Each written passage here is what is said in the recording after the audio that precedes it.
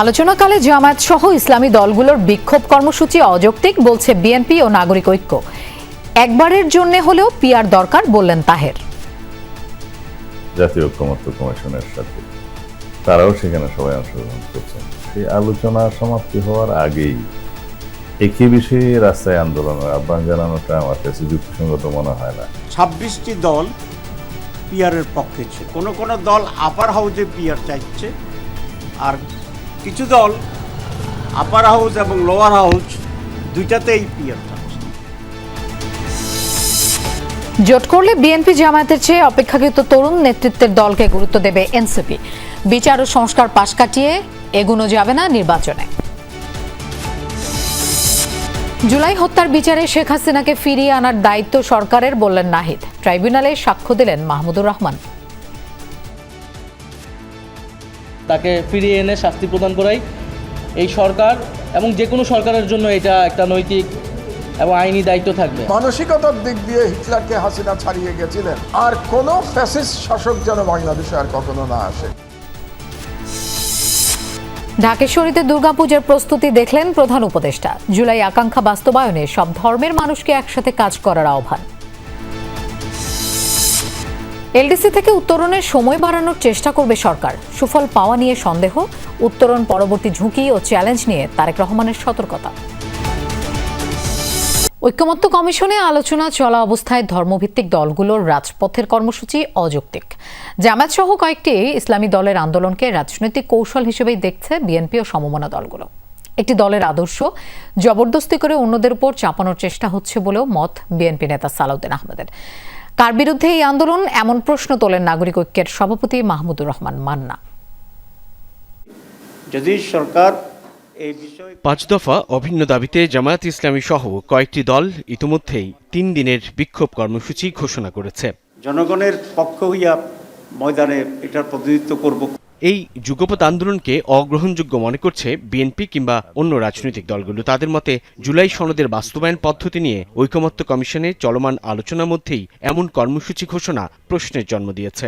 আলোচনা অব্যাহত জাতীয় ঐক্যমত্য কমিশনের সাথে তারাও সেখানে সবাই অংশগ্রহণ করছেন। সেই আলোচনা সমাপ্তি হওয়ার আগেই একই বিষয়ে রাস্তায় আন্দোলনের আহ্বান জানানোটা আমার কাছে যুক্তিসঙ্গত মনে হয় না। তবে তাদের রাজনৈতিক কৌশল হিসাবে গণতান্ত্রিক অধিকার আছে, তারা করতে পারে। আলোচনা চলছে, অগ্রগতি আছে, সেইটা ফেলে আন্দোলনের পথে গেলে মানে আপনি আলোচনাকে অস্বীকার করেই যাচ্ছেন এরকম মনে হয়। এই আন্দোলনের কর্মসূচিটা আমি সরি বড় বড় দল বা যাই দল আছে তাদের প্রতি সম্মান রেখে বলছি আমার বোধগম্য হয়নি। জুলাই সনদের অধীনে নির্বাচন, পিআর পদ্ধতি কিংবা জাতীয় পার্টি নিষিদ্ধ সহ 5 দফা দাবি নিয়ে জামায়াতের নেতৃত্বে ধর্মভিত্তিক দলগুলো রাজপথের কর্মসূচি দিয়েছে। নিম্নকক্ষে পিআরের বিষয়টি ঐকমত্য কমিশনের আলোচনায় গুরুত্ব পায়নি বলেও জানান নেতারা। তাত্ত্বিক বিতর্ক, সেটা আপনি রাজপথে নিষ্পত্তি কিভাবে করবেন? পিআরটা ভালো কি খারাপ তা আপনি কত বড় মিছিল করেছেন তার উপরে কি সিদ্ধান্ত হবে? সবার উপরে যে মানুষ ভোট দেবে সেই মানুষদের তো বুঝতে হবে এটা আইনি ভিত্তি। আপনি রাস্তার মধ্যে গিয়ে আইন ব্যাখ্যা করতে পারবেন নাকি, বা আইন ব্যাখ্যা করে সেটা প্রতিষ্ঠা করবেন? বিচারিক প্রক্রিয়ার বাইরে কোনো রাজনৈতিক দলের নিষিদ্ধ ঘোষণাকে আমরা সমর্থন করি না। পিআর পদ্ধতি আমাদের আলোচনার টেবিলে ছিল না, ঐকমত্য কমিশনের সূচিতে ছিল না, আলোচ্য বিষয়ে ছিল না। পিআর পদ্ধতিতে যারা নির্বাচন চায় তারা তাদের রাজনৈতিক আদর্শ কৌশল হিসেবে যদি সেটা বাস্তবায়ন করতে চায় তারা জনগণের ম্যান্ডেট নিতে পারে। ফ্যাসিবাদ বিরোধী দলগুলোর একটি অংশের এমন আন্দোলন আসলে কার বিরুদ্ধে, সেই প্রশ্ন তোলেন নেতারা। আন্দোলনের আড়ালে তাদের অন্য কোনো রাজনৈতিক কৌশল বাস্তবায়ন করতে চায়, সেটা প্রকাশিত হয়েছে। মুখে বলবে আমরা ফেব্রুয়ারিতে নির্বাচন চাই, কিন্তু কর্মকাণ্ডে যদি ফেব্রুয়ারি নির্বাচন বাধাগ্রস্ত করার মতো কোনো রাজনৈতিক কর্মসূচি দিয়ে থাকে সেটাও জনগণ বিবেচনা করবে।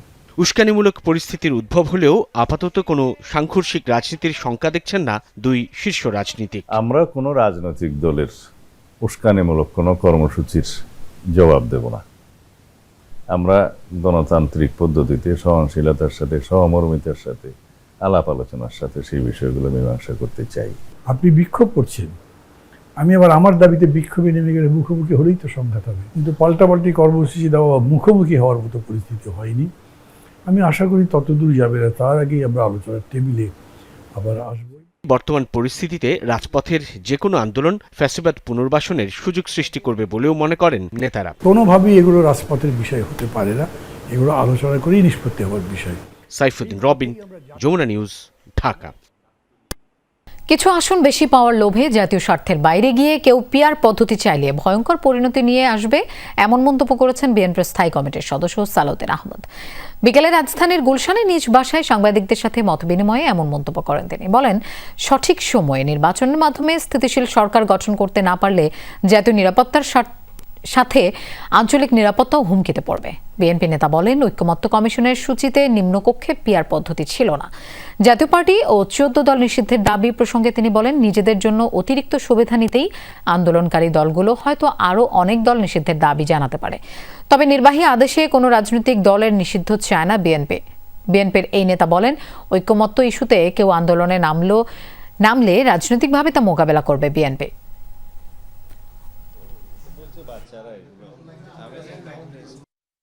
যদি আমরা স্থিতিশীল রাজনৈতিক সরকার প্রতিষ্ঠা না করতে পারি জাতীয় সংসদ নির্বাচনের মধ্য দিয়ে নির্দিষ্ট সময়ের মধ্যে, তাহলে এই আশঙ্কাগুলো একদম উড়িয়ে দেওয়া যায় না। সেই ক্ষেত্রে আমরা বলেছি শুধু জাতীয় নিরাপত্তা হুমকির মধ্যে পড়বে তা নয়, এখানে আঞ্চলিক নিরাপত্তার বিষয়টি জড়িত হয়ে যেতে পারে। নির্বাচনে কমপক্ষে একবারের জন্য হলেও পিআর পদ্ধতি চায় জামায়াত। বিকেলে ইউরোপিয়ান পার্লামেন্টের উচ্চ পর্যায়ের একটি প্রতিনিধি দলের সাথে বৈঠক শেষে কথা বলেন দলটির নায়েবে আমির সৈয়দ আবদুল্লাহ মোহাম্মদ তাহের। সাংবাদিকদের তিনি জানান, জাতীয় নির্বাচন ও রাজনৈতিক পরিস্থিতি নিয়ে আলোচনা হয়েছে ইউরোপিয়ান পার্লামেন্টের প্রতিনিধিদের সাথে। ডাক্তার তাহের জানান, ঐক্যমত্য কমিশনের বৈঠকে 31টির মধ্যে 26টি দল পিআরের পক্ষে। এর মধ্যে কিছু দল শুধু উচ্চ কক্ষে, জামায়াত সহ কিছু দল উভয় কক্ষে পিআর চায়। নায়েবে আমির বলেন, জোর করে কেন্দ্র দখল করে এমপি হয়ে ক্ষমতায় যাওয়া রাজনৈতিক দলগুলোর এই মানসিকতা পরিবর্তন জরুরি। এই সময় ইউরোপিয়ান পার্লামেন্ট প্রতিনিধি দলের সাথে বৈঠক ফলপ্রসূ হয়েছে বলে জানান জামায়াতে ইসলামের আমির ডাক্তার শফিকুর রহমান। এত রক্ত দেওয়ার পরেও আমাদের মাইন্ডে কোনো খুব বেশি চেঞ্জ হয়েছে আচরণে, এটা খুব লক্ষ্য করা যাচ্ছে না। অ্যাটিটিউডটা তো রয়ে গেছে ফালি ফল্টে উল্টে দেওয়ার, তো এটা তো জাতীয় নির্বাচনে হওয়ার আশঙ্কা আছে।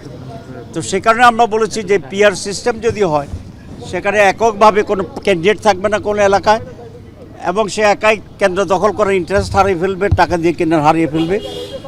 এই জন্য আমরা কমপক্ষে একটিবার পরীক্ষামূলকভাবে পিআর সিস্টেম নির্বাচন চাই, অ্যাটিটিউড চেঞ্জ করার জন্য। ফেব্রুয়ারিতে নির্বাচনের জন্য প্রস্তুত জাতীয় নাগরিক পার্টি এনসিপি। তবে বিচার সংস্কারকে পাশ কাটিয়ে নির্বাচনের পথে এগিয়ে যাওয়া সম্ভব নয় বলেও জানান এনসিপির নেতারা। তারা মনে করেন, নির্বাচনের জন্য এখনো প্রস্তুত নয় আইনশৃঙ্খলা বাহিনী। শীর্ষ নেতারা জানান, নির্বাচনে অংশ নিলে জোট গঠনে বিএনপি জামায়াতের তুলনায় গুরুত্ব দেওয়া হবে তরুণদের নেতৃত্বাধীন দলগুলোকে। লামিয়া তিথি রিপোর্টে দেখুন বিস্তারিত। 2026 সালের ফেব্রুয়ারিতে হতে যাচ্ছে কাঙ্ক্ষিত জাতীয় নির্বাচন। অন্তর্বর্তী সরকারের ঘোষণা অনুযায়ী সেক্ষেত্রে সময় আছে প্রায় 5 মাস। কিন্তু এখনও নিবন্ধন সম্পন্ন হয়নি গণ অভ্যুত্থানে নেতৃত্ব দেয়া ছাত্র নেতাদের দল এনসিপির। এদিকে দলটির শাপলা প্রতীকেরও দাবি অমীমাংসিত। শাপলা প্রতীকের ব্যাপারেই ভাবছি, এখনো পর্যন্ত অল্টারনেটিভ আর কোনো প্রতীকের ব্যাপারে আমাদের কোনো ভাবনা নেই। শতাধিক আইনজীবী তারা বিবৃতি দিয়ে জানিয়েছেন যে শাপলা প্রতীক প্রদান করতে আইনগত কোনো বাধার জায়গা নেই। তবে নিবন্ধন কিংবা প্রতীকের চেয়ে নির্বাচনে অংশগ্রহণের জন্য এনসিপির বড় শর্ত গণহত্যার বিচার ও সংস্কার বাস্তবায়ন। এছাড়া নির্বাচন চায় না দলটি। নির্বাচনের যে আলোচনা সেটা অবশ্যই প্রাসঙ্গিক, কিন্তু সংস্কারকে পাশ কাটিয়ে নির্বাচন, সেটা পুরনো ব্যবস্থায় ফিরে যাওয়ার দিকে ইঙ্গিত দেয়। সেটা বাংলাদেশে আমরা হতে দেব না। বাংলাদেশে অবশ্যই নতুন ব্যবস্থার ভিত্তিতেই নির্বাচন হতে হবে, এবং যারা নির্বাচিত হয়ে আসবেন তারা এই যে সংস্কার প্রস্তাবনাগুলো আছে সেই প্রস্তাবনাগুলোর বাইরে যেতে পারবেন না। এইটা পাকাপোক্ত করেই তাদের হাতে ক্ষমতা স্থানান্তর করার, ক্ষমতা অর্পণ করার দিকে আমাদেরকে অগ্রসর হতে হবে। নির্বাচনের জন্য এনসিপি প্রস্তুত, এবং এনসিপি মনে করে গণপরিষদই বাংলাদেশের রাজনৈতিক সংকটের মূল সমাধান। মূল আপত্তির জায়গায় বাংলাদেশের শাসনতান্ত্রিক যে কাঠামো, সে কাঠামো পরিবর্তন, এখানে যাতে পূর্বে কোনোভাবে ফ্যাসিবাদ ফিরে না আসে। এনসিপি নির্বাচনে অংশ নিলেও জোট করবে কিনা তা এখনো পরিষ্কার নয়। তবে জোটের ক্ষেত্রে গুরুত্ব দেয়া হবে তরুণদের নেতৃত্বাধীন দলকে। ভোটের ক্ষেত্রে জোটের বিষয়ে এনসিপি এখনো কোনো ধরনের চিন্তা সমঝোতা করেনি, বরং এনসিপি মনে করে আগামীতে তরুণদের যে প্রজন্ম তাদেরকে কেন্দ্র করে নতুন রাজনৈতিক সমীকরণ আসতে পারে। শীর্ষ নেতারা বলছেন এনসিপি নির্বাচনের বিপক্ষে না, তবে বর্তমান বাস্তবতায় নির্বাচনের সময়ের আইন শৃঙ্খলা পরিস্থিতি নিয়ে শঙ্কিত দলটি। আইন শৃঙ্খলা রক্ষাকারী বাহিনী এখন যেভাবে ফাংশন করছে তাতে করে তারা নির্বাচন আয়োজনের মতো প্রস্তুত হয়েছে বলে আমাদের কাছে এখনো মনে হয় না। নির্বাচন অনুষ্ঠিত করার মতো আইন শৃঙ্খলা বাহিনী যতটুকু নিরপেক্ষ, জনগণ বান্ধব, নাগরিক বান্ধব হওয়া দরকার সেই রকম পরিস্থিতি নেই। ফলে এটির আমূল সংস্কার দরকার। লামিয়া তিথি, যমুনা নিউজ, ঢাকা। জুলাই গণহত্যা নির্দেশদাতা শেখ হাসিনা যারা হত্যাকাণ্ড ও নৃশংসতা বন্ধে উদ্যোগ নেয়নি তাদের বিচার দেখতে চায় জনগণ, যা দেখে ভবিষ্যতের প্রতিটি সরকার যেন সতর্ক হয়। জুলাই গণ অভ্যুত্থানে শেখ হাসিনা সহ 3 জনের বিরুদ্ধে মানবতা বিরোধী অপরাধের মামলার শেষ দিনের সাক্ষ্যে এসব কথা বলেন আমার দেশ পত্রিকার সম্পাদক মাহমুদুর রহমান। এদিকে ট্রাইব্যুনালের বিচার কাজ নিয়ে সন্তোষ প্রকাশ করেন এনসিপির আহ্বায়ক নাহিদ ইসলাম। বুধবার এই মামলায় সাক্ষ্য দেবেন তিনি। জুলাইয়ে নিরস্ত্র আন্দোলনকারীদের ওপর গুলি চালানো নির্দেশের অভিযোগে অভিযুক্ত তখনকার প্রধানমন্ত্রী শেখ হাসিনা, স্বরাষ্ট্রমন্ত্রী আসাদুজ্জামান খান কামাল ও আইজিপি চৌধুরী আব্দুল্লাহ আল মামুন। এ মামলায় এরই মধ্যে সাক্ষ্য দিয়েছেন আন্দোলনের নেতা, শহীদ পরিবারের সদস্য, আহত যোদ্ধা, চিকিৎসক সহ 46 জন। মঙ্গলবার সাক্ষ্য দেওয়ার কথা ছিল জুলাই আন্দোলনের অন্যতম সমন্বয়ক ও বর্তমানে এনসিপির আহ্বায়ক নাহিদ ইসলামের। পরে বুধবার সাক্ষ্য গ্রহণের দিন ধার্য করে ট্রাইব্যুনাল। নির্বাচনের পরেও জুলাই গণহত্যার বিচার এবং আওয়ামী লীগের 15 বছরের দুর্নীতি, মানবতা বিরোধী অপরাধের বিচার অব্যাহত রাখা নিয়ে কথা বলেন নাহিদ ইসলাম। এখন পর্যন্ত আমরা সন্তুষ্ট যে বিচার প্রক্রিয়া চলমান আছে এবং রায়ের দিকেই দ্রুত সময়ের মধ্যে যাবে, এবং এই মামলার যদি রায় হয়ে যায় তারপরে আসলে আর কোনো অপশন থাকবে না, তাকে ফিরিয়ে এনে শাস্তি প্রদান করাই এই সরকার এবং যে কোনো সরকারের জন্য এটা একটা নৈতিক এবং আইনি দায়িত্ব থাকবে।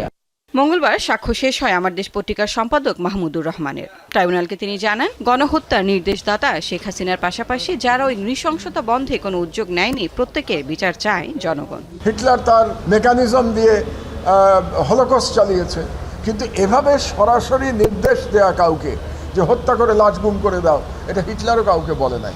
কাজে মানসিকতার দিক দিয়ে হিটলারকে হাসিনা ছাড়িয়ে গেছিলেন। কাজে আমিও বলতে চাই বাংলাদেশে যে নেভার এগেইন, বাংলাদেশে আর কখনো যেন কেবল শেখ হাসিনা এবং আওয়ামী লীগের ফ্যাসিবাদ না, আর কোনো ফ্যাসিস্ট শাসক যেন বাংলাদেশে আর কখনো না আসে। জুলাই আগস্টে ঘটে যাওয়া যে মানবতা বিরোধী অপরাধ, সেটা ছিল ওয়াইড স্প্রেড, সিস্টেম্যাটিক। শেখ হাসিনার কমান্ডে এটা হয়েছিল, একটা কমান্ড স্ট্রাকচার ফলো করে এটা হয়েছিল, পুরোটাই ছিল সুসংগঠিত। এই সমস্ত জিনিস তিনি সাক্ষ্য হিসাবে আদালতে উপস্থাপন করেছেন, এবং আমরা মনে করি যে তার এই সাক্ষ্য শেখ হাসিনার অপরাধ প্রমাণের জন্য বা আসামিদের অপরাধ প্রমাণের জন্য একটা গুরুত্বপূর্ণ দলিল হয়ে থাকবে, ঐতিহাসিক সাক্ষী তিনি দিয়েছেন। সাক্ষ্য গ্রহণ শেষে মাহমুদুর রহমানকে জেরা করেন শেখ হাসিনার পক্ষে রাষ্ট্রনিযুক্ত আইনজীবী। জেরায় মাহমুদুর রহমান বলেন, শেখ হাসিনার আমলে 15 বছর কোনো পদোন্নতি যোগ্যতার ভিত্তিতে হয়নি। লাভলি বিথি, যমুনা নিউজ, ঢাকা। আমরা এমন রাষ্ট্র করতে চাই যা দেখে বিশ্ব অনুসরণ করবে। আসন্ন দুর্গাপূজার আয়োজন দেখতে রাজধানী ঢাকেশ্বরী মন্দির পরিদর্শনে গিয়ে এসব কথা বলেন প্রধান উপদেষ্টা ডক্টর মোহাম্মদ ইউনূস। জুলাই আকাঙ্ক্ষার বাস্তবায়ন চাইলে সব ধর্মের মানুষকে একযোগে কাজ করতে হবে বলেও মনে করেন প্রধান উপদেষ্টা। তিনি আরও বলেন, কোনো ধর্মকেই আলাদা করে দেখতে পারবে না রাষ্ট্র, সব ধর্মের মর্যাদা দিতে রাষ্ট্র বাধ্য। বিভক্ত হলে জাতি ব্যর্থ হয়ে যাবে বলেও উল্লেখ করেন তিনি। কদিন বাদেই সনাতন ধর্মাবলম্বীদের সবচেয়ে বড় ধর্মীয় উৎসব দুর্গাপূজা। এই পূজার প্রস্তুতি দেখতেই সকালে রাজধানীর ঢাকেশ্বরী মন্দির পরিদর্শন করেন অন্তর্বর্তী সরকার প্রধান ডক্টর মোহাম্মদ ইউনূস। এ সময় সনাতন ধর্মাবলম্বীদের সাথে কুশল বিনিময় করেন তিনি। আমাদের মাঝে উপস্থিত হয়েছেন সনাতন ধর্মাবলম্বীদের উৎসব উপলক্ষে আনন্দ প্রকাশ করেন ডক্টর ইউনূস। বলেন, জাতিসংঘ অধিবেশনের কারণে দুর্গাপূজায় থাকতে পারবেন না বলেই আজকে উপস্থিত হয়েছেন। আমি থাকতে পারছি না কেন? যখন দুর্গাপূজা হবে তখন একই সময়ে জাতিসংঘের অধিবেশন চলবে। ডক্টর মোহাম্মদ ইউনূস বলেন, সংবিধানে নাগরিক অধিকার লিপিবদ্ধ। ধর্ম বা মতপার্থক্যের ভিত্তি নয়, সবার সম অধিকার নিশ্চিত করাই রাষ্ট্রের দায়িত্ব। আমরা যেন জাতি হিসেবে এই অটুট একটা পরিবার হিসেবে দাঁড়াতে পারি, সেটাই হলো আমাদের লক্ষ্য। যত ধর্মীয় পার্থক্য থাকুক, মতের পার্থক্য থাকুক, যত রকমের পার্থক্যই থাকুক, রাষ্ট্র আমাদের প্রতি কোনো পার্থক্য করতে পারবে না। কারণ রাষ্ট্র দায়িত্ববদ্ধ সবাইকে সমান মর্যাদা দেওয়ার জন্য, সে যেই হোক। এ সময় বিশ্বে অনুসরণীয় রাষ্ট্র গড়ার আকাঙ্ক্ষার কথা জানান প্রধান উপদেষ্টা। জুলাই আকাঙ্ক্ষার বাস্তবায়নে সব ধর্মের মানুষকে একযোগে কাজ করারও তাগিদ দেন। আমরা এমন রাষ্ট্র গঠন করতে চাই, পৃথিবী আমাদেরকে অনুসরণ করবে। জুলাই গণ অভ্যুত্থানের মধ্য দিয়ে আমরা বৈষম্য, দুর্নীতিমুক্ত একটি সমৃদ্ধ দেশ গড়ার যে অগ্রযাত্রা শুরু করেছি, তার সকল বাস্তবায়ন করতে হলে ধর্ম, বর্ণ ভেদাভেদ ভুলে সকলকে একসঙ্গে কাজ করতে হবে। মুক্ত পরিবেশে ধর্মীয় উৎসব পালনের কথাও বলেন অন্তর্বর্তী সরকার প্রধান। আমরা নিরাপত্তা বাহিনীর বেষ্টনের মধ্যে আমাদের ধর্ম পালন করতে চাই না। আমরা নাগরিক হিসেবে মুক্তভাবে যার যার ধর্ম পালন করতে চাই। এই অধিকার আমাদের নিশ্চিত করতে হবে। জাতিগত বিভক্তি এড়িয়ে নতুন বাংলাদেশ গড়ার প্রত্যাশার কথাও জানান প্রধান উপদেষ্টা ডক্টর মোহাম্মদ ইউনূস। আমরা জাতি হিসেবে ব্যর্থ হতে চাই না। লামিয়া তিথি, যমুনা নিউজ, ঢাকা। এলডিসি থেকে উত্তরণের সময় বাড়ানোর চেষ্টা করবে সরকার, তবে সুফল পাওয়া নিয়ে আছে সন্দেহ, জানালেন বাণিজ্য সচিব মাহবুবুর রহমান। সেমিনারে তিনি বলেন, 3টি শর্ত পূরণ করায় কমেছে সময় বৃদ্ধির সুযোগ। বিশ্লেষকরা বলেন, দীর্ঘ প্রক্রিয়ার মধ্য দিয়ে সময় পেছানোর আবেদন করতে হবে। পারস্পরিক শুল্কের কারণে রফতানি কমতে পারে প্রায় 1%। নির্দিষ্ট হয়েছে দিনক্ষণ 2026 সালের 24 নভেম্বরে স্বল্পোন্নত দেশ থেকে উন্নয়নশীল দেশের কাতারে যাবে বাংলাদেশ। কিন্তু উত্তরণের সময় পেছাতে সরকারের কাছে বাড়ছে নানা মহলের চাপ। মঙ্গলবার সকালে এলডিসি উত্তরণ এবং যুক্তরাষ্ট্রের পারস্পরিক শুল্ক নিয়ে কর্মশালায় স্পষ্ট হয় সরকারের অবস্থান। বাণিজ্য সচিব জানান, এলডিসি উত্তরণ 3 বছর পিছিয়ে নেওয়ার বিষয়ে কাজ করছে সরকার। এক্ষেত্রে ব্যবসায়ী নীতি নির্ধারকদের সমন্বয়ে গঠন করা হয়েছে কমিটি। এটা হোপ জন্মানোটা উচিত হবে না। আমরা এটা চেষ্টা করছি যে আপনার ধীরে ধীরে অগ্রসর হয়ে এলডিসি গ্র্যাজুয়েশন যদি আমরা 3 বছর ডেফার করতে পারি, তাহলে সেটা আমাদের অর্থনীতির জন্য খুবই ভালো হবে। গবেষণা প্রতিষ্ঠান র্যাপিডের আয়োজনে অনুষ্ঠানে বলা হয়, এলডিসি উত্তরণে শর্ত পূরণ হলেও পরিবেশ সহ একাধিক খাতে পিছিয়ে আছে বাংলাদেশ। বলা হয়, উত্তরণ পেছানোর প্রক্রিয়া দীর্ঘ।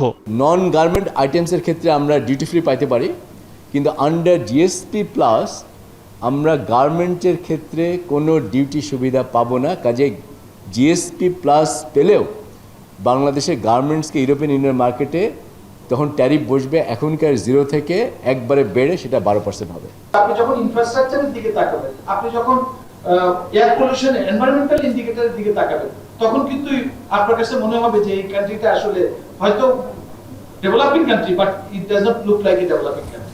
পারস্পরিক শুল্কের কারণে বাংলাদেশের রপ্তানি কমতে পারে প্রায় 1%। পাল্টা শুল্কের কারণে বাড়তি রপ্তানি বৃদ্ধির সম্ভাবনা নেই। যুক্তরাষ্ট্রের আমদানি কমার কারণে বাড়বে মূল্যস্ফীতিও। আরে আমরা যেহেতু 20%, ইন্ডিয়া 50%, তাহলে হয়তো আমরা বেশি বেশি রপ্তানি করতে পারবো। আমরা বলার চেষ্টা করছি যে না, যেহেতু টোটাল বাজেটটা শ্রিঙ্ক করতেছে, ওই বাজারে অতিরিক্ত রপ্তানি করাটা সম্ভব হবে না বাংলাদেশে।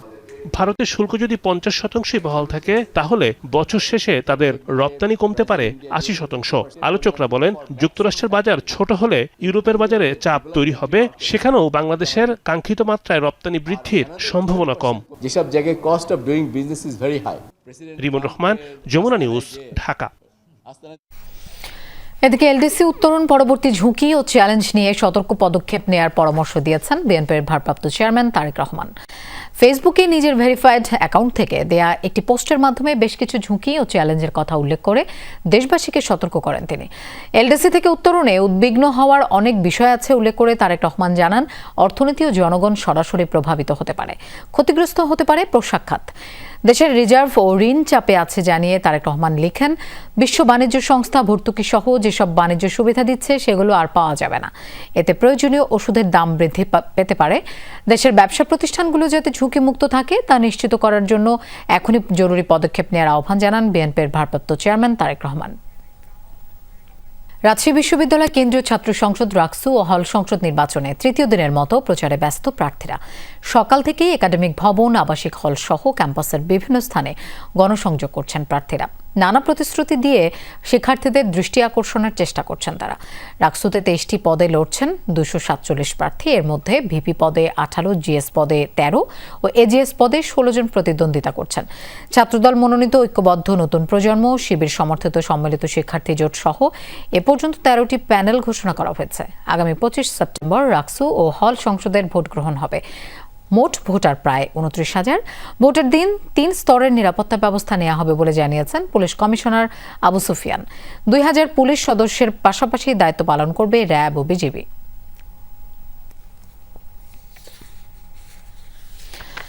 এদিকে চট্টগ্রাম বিশ্ববিদ্যালয় কেন্দ্রীয় ছাত্র সংসদ চাকসু নির্বাচনে মনোনয়নপত্র বিতরণের শেষ দিন ছিল আজ।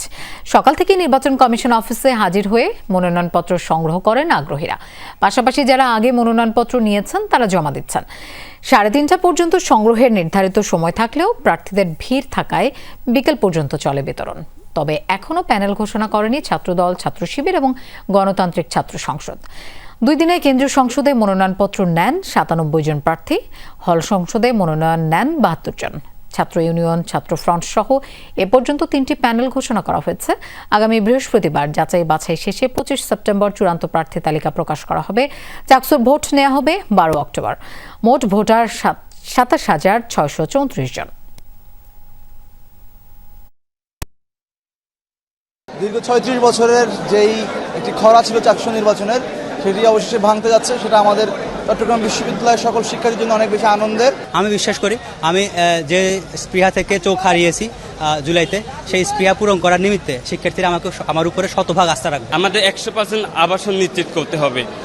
অন্যান্য বিশ্ববিদ্যালয়ের সাথে আমাদের বিশ্ববিদ্যালয়ের তুলনা করলে চলবে না। অন্যান্য বিশ্ববিদ্যালয়ে জোবজার সন্ত্রাসীদের সাথে বসবাস করে না।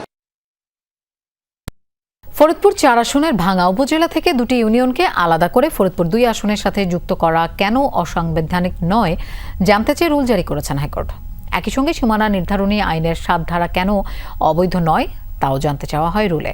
এর আগে ফরিদপুর 4 সংসদীয় আসন থেকে ভাঙ্গাকে আলাদা করে ফরিদপুর 5 আসন করার দাবি জানিয়ে হাইকোর্টে রিট করেন বিএনপি চেয়ারপারসনের উপদেষ্টা ও ফরিদপুর জেলা বিএনপির সাবেক সভাপতি জহিরুল হক শাহজাদা সহ সদরপুর ও চরভদ্রাসনের 16 জন।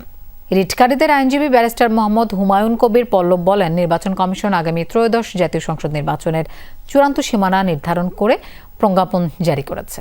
ওই প্রজ্ঞাপনে চরভদ্রাসন, সদরপুর ও ভাঙ্গা উপজেলাকে নিয়ে ফরিদপুর 4 সংসদীয় আসনের সীমানা নির্ধারণ করে। এই প্রজ্ঞাপনকেই চ্যালেঞ্জ করা হয়েছে রিটে। আপাতত ভাঙ্গায় থেমেছে আন্দোলন। প্রশাসনের আশ্বাসে সংসদীয় আসনের সীমানা পুনর্বিন্যাসের প্রতিবাদ কর্মসূচি শনিবার পর্যন্ত স্থগিত করেছেন আন্দোলনকারীরা। তবে দাবি আদায় না হলে রোববার থেকে লাগাতার কর্মসূচির হুঁশিয়ারি দিয়েছেন তারা। এদিকে জেলা প্রশাসকের পাঠানো চিঠি পেয়েছে নির্বাচন কমিশন। আদালতে নিষ্পত্তি না হওয়া পর্যন্ত অপেক্ষার আহ্বান জানিয়েছেন সিনিয়র সচিব। ফরিদপুরের ভাঙ্গা থেকে আরো জানাচ্ছেন তাজনুল ইসলাম, আর ছবি তুলেছেন মাহমুদুর রহমান জয়।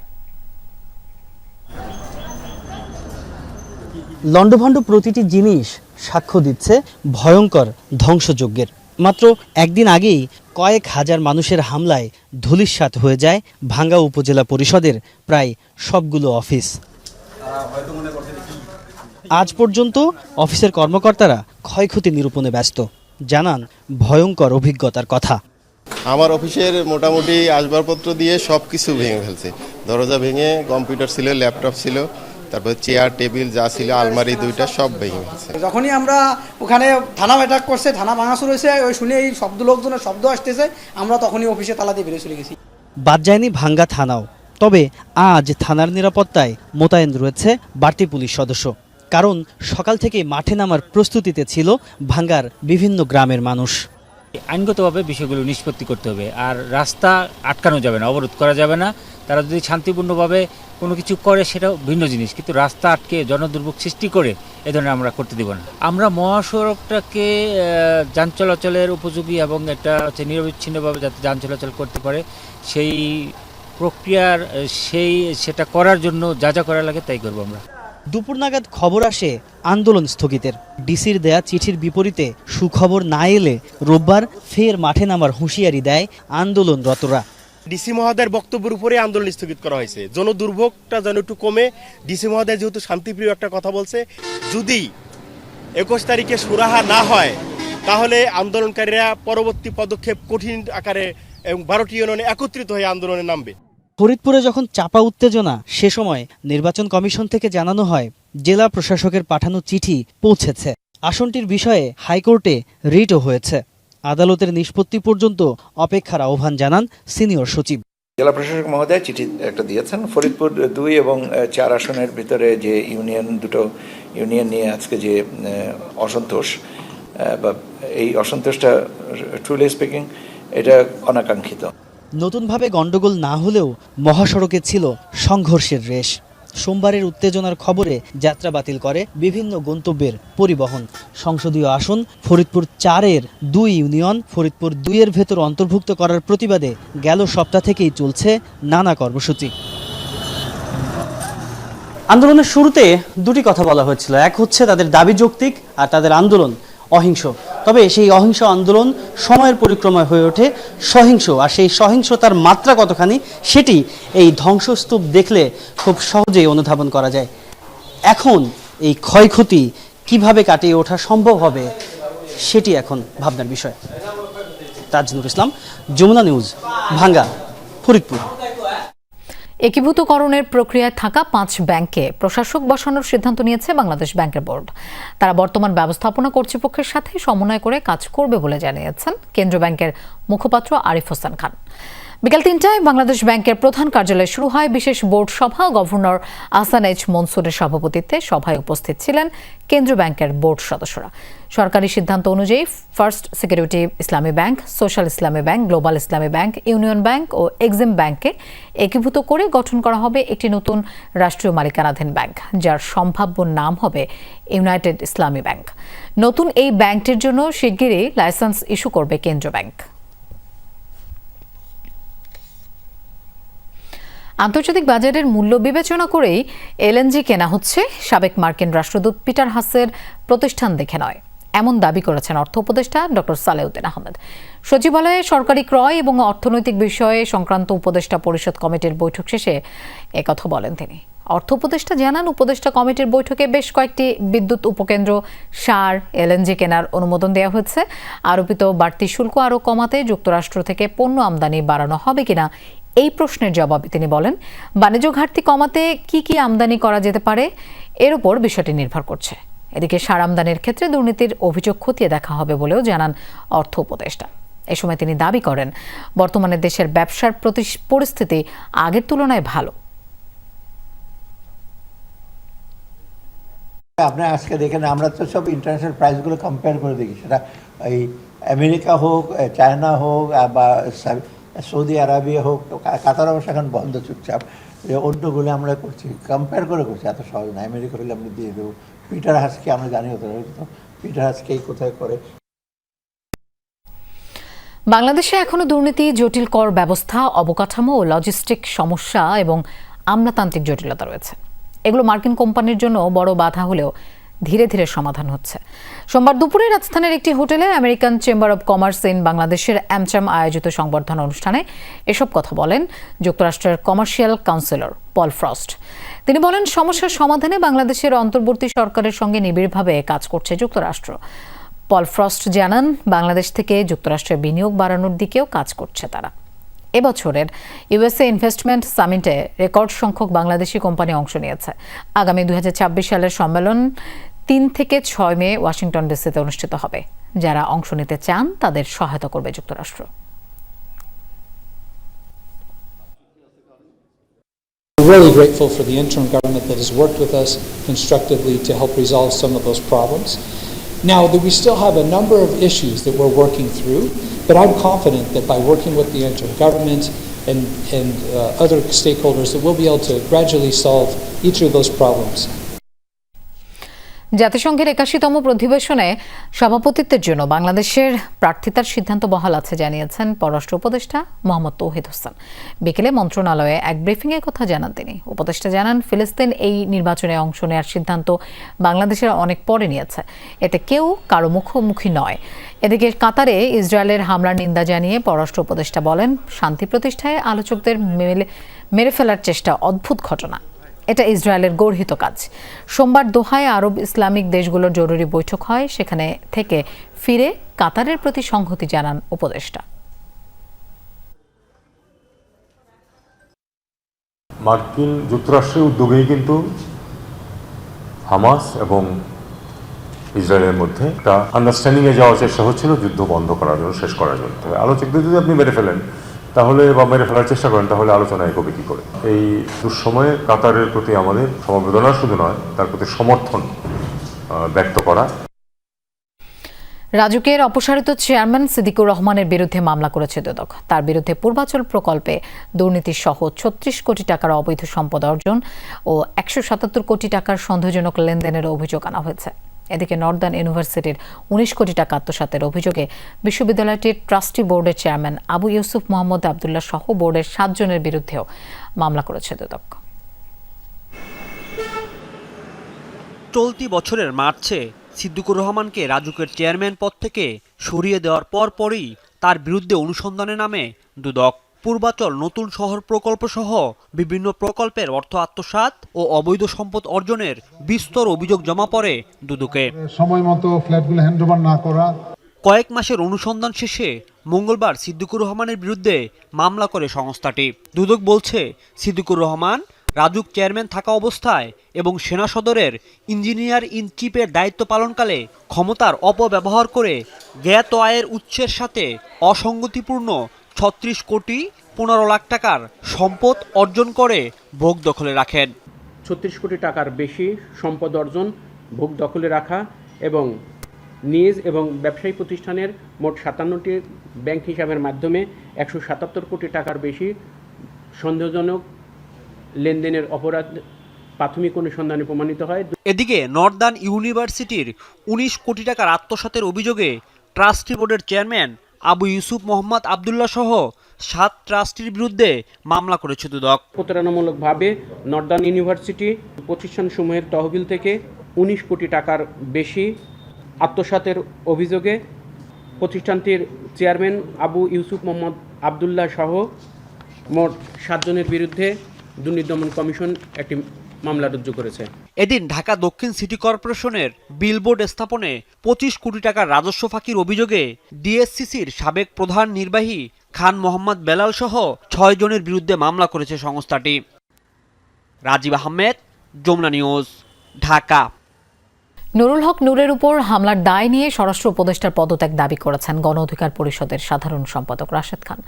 তিনি বলেন, এই হামলার বিচার না হলে দেশে আর কোনো হামলার বিচার হবে না। বিকেলে রাজধানীর শাহবাগে জুলাই মঞ্চ আয়োজিত জুলাই জনতার সমাবেশে এমন মন্তব্য করেন তিনি। এতে বক্তব্য রাখেন জুলাই গণ অভ্যুত্থানের হতাহতদের পরিবারের সদস্য ও জুলাই মঞ্চ সহ সমমনা রাজনৈতিক সংগঠনের নেতারা। তারা বলেন, নুরুল হক নূরের সুচিকিৎসা নিশ্চিত করতে হবে সরকারকে। দেশের সংস্কারের কোনো অগ্রগতি নেই এমন অভিযোগ করে বক্তারা বলেন, অন্তর্বর্তীকালীন সরকার পদে পদে ব্যর্থতার পরিচয় দিচ্ছে। এ সময় জুলাই গণহত্যার বিচারের দাবি জানান বক্তারা। ডক্টর মোহাম্মদ ইউনূসের এই সরকারের অধীনে নির্বাচন হতে হবে। নতুন ভাবে তত্ত্বাবধায়ক সরকার গঠন করতে গেলে এই যে বিভাজন এবং মতানৈক্য এর সুযোগে কিন্তু আরেকটি একাগারে ফিরে আসতে পারে। সুতরাং আমাদের সকলকে সাবধান এবং সতর্ক থাকতে হবে। যারা ডক্টর মোহাম্মদ ইউনূসের পতন চায় তারা দেশ এবং জনগণের শত্রু। গাজায় গণহত্যা চালাচ্ছে ইসরায়েল। আগ্রাসনের প্রায় ২ বছর পর স্বাধীন তদন্ত শেষে প্রথমবার এই দাবি করেছে জাতিসংঘ। ফিলিস্তিনিদের উপর বর্বরতাকে রুয়ান্ডার গণহত্যার সাথেও তুলনা করা হয়েছে। প্রতিবেদনে উপত্যকায় জাতিগত নিধন চালানোর জন্য প্রধানমন্ত্রী বেনিয়ামিন নেতানিয়াহু সহ ইসরায়েলের ৩ জনকে সরাসরি দায়ী করা হয়েছে। জাতিসংঘের এই প্রতিবেদন প্রত্যাখ্যান করেছে ইসরায়েল।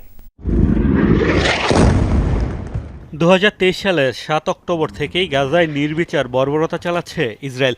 নেতানিয়াহু প্রশাসনের এই আগ্রাসনকে দীর্ঘদিন ধরেই গণহত্যা আখ্যা দিয়ে আসছে বিভিন্ন দেশ ও মানবাধিকার সংগঠন।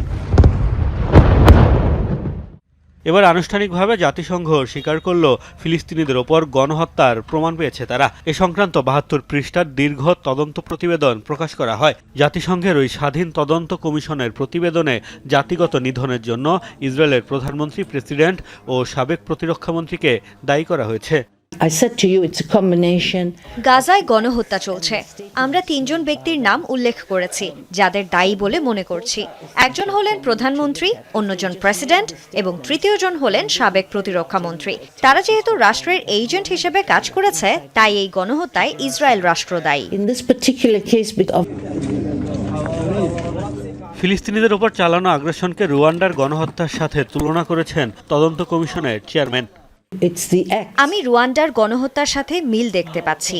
গণহত্যা হচ্ছে একটি গোষ্ঠীকে সম্পূর্ণ বা আংশিকভাবে ধ্বংস করার উদ্দেশ্যে হওয়া হত্যাকাণ্ড। রুয়ান্ডার গণহত্যায় গোষ্ঠীটি ছিল তুৎসি, আর এখানে ফিলিস্তিনি। এদিকে জাতিসংঘের গণহত্যার দাবি প্রত্যাখ্যান করেছে ইসরায়েল। তাদের অভিযোগ, হামাসের তথ্যের উপর ভিত্তি করে তৈরি করা হয়েছে এই প্রতিবেদন। তদন্ত কমিশনের কলঙ্কজনক ও মানহানিকর প্রতিবেদন ইসরায়েল স্পষ্টভাবে প্রত্যাখ্যান করেছে। হামাসের প্রক্সি হিসেবে কাজ করা 3 ব্যক্তি, যারা প্রকাশ্যে ইহুদি বিরোধী অবস্থানের জন্য কুখ্যাত, তারা একটি ভুয়া প্রতিবেদন প্রকাশ করেছে। প্রতিবেদনটি সম্পূর্ণরূপে হামাসের মিথ্যাচারের উপর নির্ভর করে তৈরি। এর আগে গত আগস্টে গাজায় দুর্ভিক্ষের কথা প্রথমবার স্বীকার করেছিল জাতিসংঘ। মোস্তফা মাহমুদ, যমুনা নিউজ।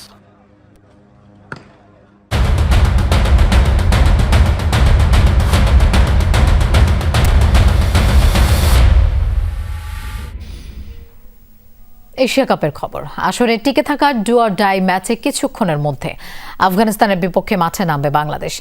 আবুধাবিতে ম্যাচ শুরু হবে রাত 8:30টায়। গ্রুপ পর্বে দুদলই হংকংয়ের বিপক্ষে জয় দিয়ে আসর শুরু করেছে। তবে নিজেদের দ্বিতীয় ম্যাচে শ্রীলঙ্কার কাছে 6 উইকেটে হেরেছে বাংলাদেশ। আর তাতেই সুপার 4-এর সমীকরণ কঠিন হয়ে পড়ে ফিল সিমন্স শিষ্যদের জন্য। গ্রুপে নিজেদের শেষ ম্যাচে আফগানিস্তানের বিপক্ষে জয় পেলে আসরে টিকে থাকার একটা সম্ভাবনা তৈরি হবে টাইগারদের জন্য। সেক্ষেত্রে আশায় থাকতে হবে আফগানদের বিপক্ষে শ্রীলঙ্কার পরাজয়ের জন্য। আর এই ম্যাচ হেরে গেলে গ্রুপ পর্ব থেকেই বিদায় নিশ্চিত হবে লিটন দাসের দলের। তবে অনুশীলনে কোনো কমতি রাখেনি ট্রটের শিষ্যরা। আবুধাবি থেকে প্রায় 150 কিলোমিটার দূরের আইসিসি একাডেমি মাঠে অনুশীলন সেরেছে আফগানিস্তান। প্রথম ম্যাচের পর পাক্কা 6 দিনের সময় পেয়েছে আফগানরা। সঙ্গে এই ফরম্যাটে গত বছর সবশেষ দেখায় কিংসটাউনে সাকিব শান্তদের হারিয়ে বিশ্বকাপের সেমিফাইনালে ওঠার সুখস্মৃতি নিয়েই মাঠে নামবে রশিদ নবীরা। দর্শক, শেষ করব সন্ধ্যার বাংলাদেশের আয়োজন। তবে যাবার আগে শিরোনামগুলো জানিয়ে দিচ্ছি আরো একবার।